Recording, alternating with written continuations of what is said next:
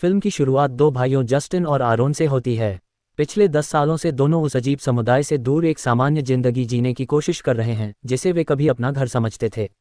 बचपन में एक कार दुर्घटना में दोनों ने अपने माता पिता को खो दिया था। इसके बाद उन्हें एक दूर दराज इलाके में रहने वाले एक रहस्यमयी समूह के पास भेज दिया गया जिसका नाम था कैंप आर्केडिया। आरोन के लिए कैंप में बिताए गए साल उतने डरावने नहीं थे, बल्कि उसे वह जगह पसंद थी। लेकिन जस्टिन को शुरुआत से ही लगता था कि वहाँ कुछ बहुत गलत है। उसे यकीन हो गया था कि कैंप आर्केडिया वास्तव में एक पंथ था। आखिरकार जस्टिन आरोन को वहाँ से लेकर भाग गया। 10 साल बाद दोनों भाई एक साथ रहते हैं और एक सफाई करने वाली कंपनी में काम करते हैं। उनकी कमाई इतनी ही होती है कि किसी तरह गुजारा चल सके। आरोन को लगता है कि जस्टिन ने उनकी जिंदगी का सबसे बड़ा फैसला अकेले लिया था और उसने इसके लिए जस्टिन को कभी पूरी तरह माफ़ नहीं किया। तभी एक दिन डाक से एक पुरानी वीडियो टेप आती है। ये टेप कैंप आर्केडिया से भेजी गई थी। उसमें एना नाम की एक महिला दिखाई देती है जिसने बचपन में दोनों भाइयों की देखभाल की थी। वह बताती है कि वह बिल्कुल ठीक है और कैंप में जल्द ही कुछ बहुत महत्वपूर्ण होने वाला है। आरोन के लिए इतना सुनना ही काफ़ी था। वह कैंप वापस जाना चाहता है। जस्टिन तुरंत मना कर देता है क्योंकि उसे अच्छी तरह याद है कि वे वहाँ से क्यों भागे थे। लेकिन आरोन लगातार उसे मनाता रहता है। आखिरकार जस्टिन मान जाता है और दोनों कैंप आर्केडिया जाने निकल पड़ते हैं। जस्टिन खुद को समझाता है कि वे सिर्फ थोड़े समय के लिए जाएंगे और शायद उन्हें अपने अतीत के कुछ सवालों के जवाब मिल जाएं। शुरुआत में सफ़र बिल्कुल सामान्य लगता है, लेकिन कुछ समय बाद जस्टिन को सड़क पर अजीब चीज़ें नजर आने लगती हैं। उसे ऐसा लगता है जैसे वे इसी रास्ते से पहले भी गुजर चुके हैं। उसे समझ नहीं आता कि ऐसा क्यों लग रहा है, इसलिए वह इसे नज़रअंदाज कर देता है। आखिरकार दोनों कैंप आर्केडिया पहुंच जाते हैं। वहां उनका स्वागत समुदाय का नेता हाउ करता है। मुलाकात उम्मीद से ज़्यादा अच्छी होती है। आरोन तुरंत कैंप के माहौल में घुल मिल जाता है जैसे वह कभी वहां से गया ही नहीं था। लेकिन जस्टिन को शुरुआत से ही कुछ अजीब दिखाई देता है। 10 साल बीत चुके हैं, फिर भी कैंप में रहने वाले बहुत से लोग लगभग वैसे ही दिखते हैं जैसे 10 साल पहले दिखते थे। उनकी उम्र जैसे बड़ी ही नहीं। जस्टिन हाउ से पूछता है कि ऐसा कैसे हो सकता है। हाउ एक सामान्य सा जवाब देता है। वह कहता है कि यहाँ के लोग स्वस्थ और तनाव मुक्त जीवन जीते हैं, इसलिए उनकी उम्र इतनी तेजी से नहीं बढ़ती। लेकिन जस्टिन इस जवाब पर भरोसा नहीं करता। दूसरी तरफ आरोन फिर से एना के करीब आने लगता है। दोनों के बीच अच्छी दोस्ती हो जाती है। जस्टिन इन सब चीज़ों को बाहर से देखता रहता है और लगातार किसी गड़बड़ी की तलाश करता रहता है। उसी रात जस्टिन हाउ से उस वीडियो टेप के बारे में पूछता है, लेकिन हाउ एक ऐसी बात कह देता है जिससे जस्टिन के होश उड़ जाते हैं। हाउ कहता है कि उसने वह टेप भेजी ही नहीं थी। अब सवाल और भी बड़ा हो जाता है, अगर हाउ ने टेप नहीं भेजी तो फिर उसे किसने भेजा, और दोनों भाइयों को वापस बुलाने के पीछे उसका मकसद क्या था। दिन गुजरने के साथ जस्टिन को कैंप में ऐसी चीज़ें दिखाई देने लगती हैं जिन्हें सामान्य तरीके से समझाना मुश्किल है। कैंप के लोग अजीब घटनाओं को ऐसे देखते हैं जैसे यह उनके लिए रोजमर्रा की बात हो। एक बार कोई व्यक्ति गेंद के साथ ऐसा अजीब खेल दिखाता है जिसमें गेंद हवा में रुकती हुई दिखाई देती है। दूसरी जगह एक रस्सी ऊपर अंधेरे में जाती हुई दिखाई देती है जैसे उसे कोई अदृश्य चीज़ पकड़कर खींच रही हो। सब लोग इसे बिल्कुल सामान्य मानते हैं, लेकिन जस्टिन जवाब ढूंढता रहता है। आखिरकार उसे एक रहस्यमयी शक्ति के बारे में पता चलता है जिसे कैंप के लोग अपना एंटिटी यानी एक रहस्यमयी सत्ता कहते हैं। उनका मानना है कि यही सत्ता उन्हें उनकी ज़रूरत की हर चीज़ देती है। जस्टिन की जिज्ञासा और बढ़ जाती है। फिर उसके आसपास की दुनिया अचानक बदलने लगती है। धूल हवा में उठती है, अजीब तस्वीरें सामने आने लगती हैं और ऐसा लगता है जैसे कोई जानबूझकर उसके लिए संकेत छोड़ रहा हो। एक रात जस्टिन हाउ के पास जाकर उन तस्वीरों के बारे में पूछता है, लेकिन हाउ उसे सीधे जवाब देने के बजाय कहता है कि वह ऊपर आसमान की तरफ देखे। जस्टिन ऊपर देखता है और जो उसे दिखाई देता है उससे पूरा रहस्य और गहरा हो जाता है। आसमान में 2 चांद दिखाई दे रहे होते हैं। हाउ बताता है कि जब आसमान में 3 चांद दिखाई देते हैं तो कैंप आर्केडिया में कोई बहुत बड़ी घटना होने वाली होती है। आरोन भी इस रहस्य को समझने की कोशिश करता है। उसे शक होता है कि शायद दूसरा चांद किसी दूसरी दुनिया का प्रतिबिंब है जो किसी अदृश्य सीमा के दूसरी तरफ मौजूद है। अब जस्टिन को एहसास होने लगता है कि कैंप आर्केडिया का रहस्य उससे कहीं ज़्यादा बड़ा है जितना उसने कभी सोचा था। धीरे धीरे जस्टिन एक सिद्धांत तक पहुंचता है। उसे लगता है कि कैंप आर्केडिया एक टाइम डोम यानी समय के एक बंद घेरे के अंदर मौजूद है। और ऐसा सिर्फ एक जगह नहीं है, आसपास कई अलग अलग टाइम डोम मौजूद हैं जिनमें हर जगह का समय अलग तरीके से चलता है। कैंप आर्केडिया का टाइम लूप लगभग 10 साल लंबा है। इसी वजह से वहां रहने वाले लोगों की उम्र सामान्य तरीके से नहीं बढ़ती। और क्योंकि उस डोम की सीमा दिखाई नहीं देती, इसलिए दूसरी दुनिया का चांद आसमान में एक प्रतिबिंब की तरह नजर आता है। लेकिन जस्टिन सिर्फ अनुमान लगाकर संतुष्ट नहीं होता, वह इसका सबूत चाहता है। इसी दौरान उसकी मुलाकात जेनिफर नाम की एक महिला से होती है, जो अपने पति माइकल की तलाश में यहाँ आई थी। हाउ उसे भी कैंप में लेकर आया था। जस्टिन को शक होने लगता है कि हाउ का एक पैटर्न है। वह ऐसे लोगों को खोजता है जो अपनी जिंदगी में परेशान हैं और फिर उन्हें कैंप आर्केडिया में ले आता है। दूसरी तरफ आरोन हर गुजरते घंटे के साथ कैंप से और ज़्यादा जुड़ता जा रहा था। वह नहीं चाहता था कि जस्टिन जांच पड़ताल करे। वह कैंप छोड़कर वापस अपनी पुरानी जिंदगी में नहीं जाना चाहता था। तभी जस्टिन को एक तस्वीर में दिखाई गई जगह का पता चलता है। तस्वीर में एक झील के पास का स्थान दिखाई दे रहा था। जस्टिन वहां पहुंचता है और पानी के अंदर खोजबीन करता है। कुछ देर बाद उसे पानी के नीचे एक धातु का टूल बॉक्स मिलता है। उसके अंदर एक और वीडियो टेप होती है।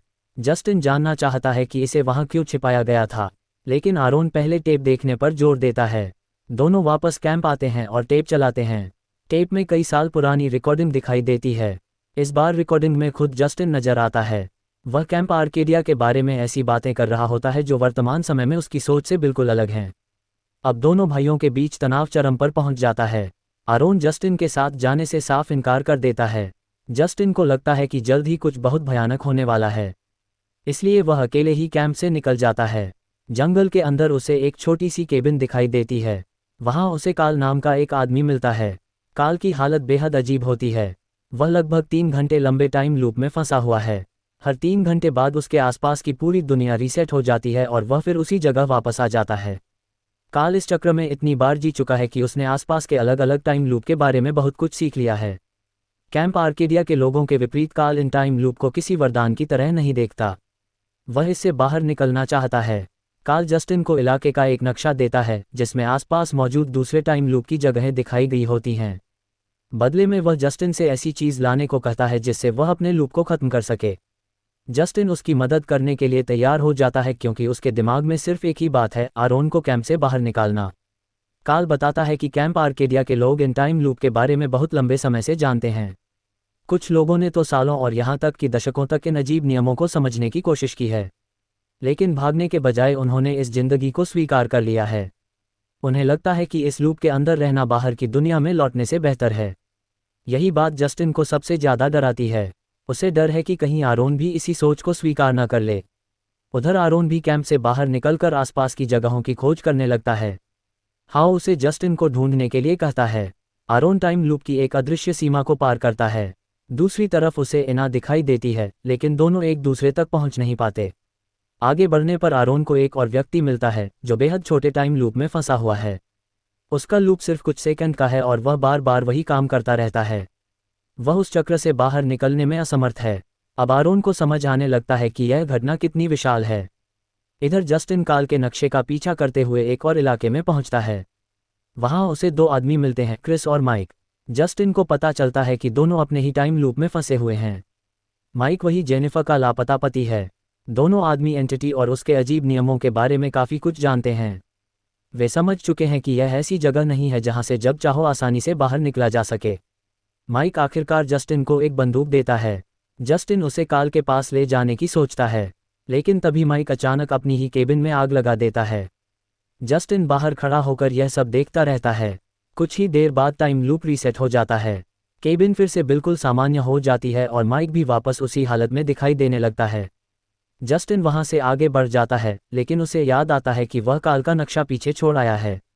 अब उसे वापस जाने का रास्ता समझ नहीं आता क्योंकि अलग अलग टाइम लूप की सीमाएं और रास्ते पूरे इलाके को बेहद उलझा हुआ बना देते हैं। आखिरकार जस्टिन की मुलाकात फिर से आरोन से हो जाती है। दोनों भाई एक बार फिर साथ हैं। जस्टिन आरोन को सब कुछ बताता है, टाइम लूप, अलग अलग डोम और आने वाले खतरे के बारे में। वह उसे चेतावनी देता है कि जब तीसरा चांद दिखाई देगा तब कुछ बहुत बड़ा होने वाला है। आरोन आखिरकार जस्टिन के साथ वापस जाने के लिए तैयार हो जाता है। दोनों कैंप आर्केडिया की तरफ लौटने लगते हैं। रास्ते में उन्हें अजीब पत्थर की संरचनाएं और निशान दिखाई देते हैं जो एंटिटी और उसके अलग अलग रूपों से जुड़े हुए लगते हैं। लेकिन अब उनके पास ज़्यादा समय नहीं है। आसमान में 3 चांद दिखाई देने लगते हैं। वही समय आ चुका था जिसके बारे में हाउ ने उन्हें चेतावनी दी थी। जब जस्टिन और आरोन वापस कैंप आर्केडिया पहुंचते हैं तो वहां लगभग कोई नहीं होता। पूरा कैंप खाली पड़ा होता है। फिर उन्हें टिम नाम का एक बुजुर्ग सदस्य मिलता है। टिम उन्हें एक पुराने स्टोर रूम में ले जाता है। कमरा पुरानी तस्वीरों, फिल्म रील और वीडियो टेप से भरा हुआ था। इन रिकॉर्डिंग में दशकों से इन टाइम लूप में रहने वाले लोगों को रिकॉर्ड किया गया था। एंटिटी कई पीढ़ियों से इन लोगों पर नज़र रख रही थी और उन रिकॉर्डिंग में जस्टिन और आरोन की तस्वीरें भी मौजूद थीं। जस्टिन को एहसास होता है कि जो अजीब तस्वीरें, वीडियो और संकेत उन्हें मिल रहे थे वे किसी संयोग का हिस्सा नहीं थे। कोई उन्हें शुरू से देख रहा था। फिर उन्हें एक रिकॉर्डिंग मिलती है जिसमें दिखाया गया था कि 10 साल का चक्र पूरा होने पर क्या होता है। कैंप के सभी लोग एक जगह इकट्ठा होते हैं और रीसेट का इंतजार करते हैं। जैसे ही रीसेट शुरू होता है, उस क्षेत्र में मौजूद हर व्यक्ति फिर उसी अंतहीन चक्र में वापस चला जाता है। जस्टिन और आरोन तुरंत बाहर भागते हैं।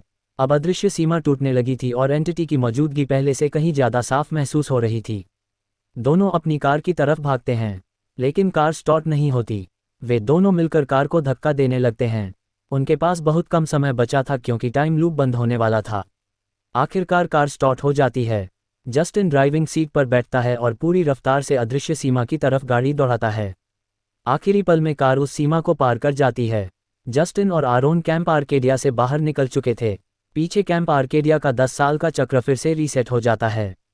हाउस सड़क की तरफ देखता रहता है जहां से दोनों भाई भागे थे, लेकिन वह उनका पीछा नहीं करता। वह बस खड़ा होकर उन्हें दूर जाते हुए देखता रहता है। कुछ देर बाद आरोन को कार में एक अजीब चीज़ दिखाई देती है। कार का गैस गेज अभी भी खाली दिखा रहा होता है। जस्टिन कहता है कि उन्हें जल्द ही पेट्रोल पंप पर रुककर ईंधन भरवाना पड़ेगा, लेकिन तभी आरोन एक ऐसी बात कहता है जिससे दोनों फिर से हैरान रह जाते हैं। वह बताता है कि गैस गेज तो खाली है, लेकिन कार फिर भी चल रही है।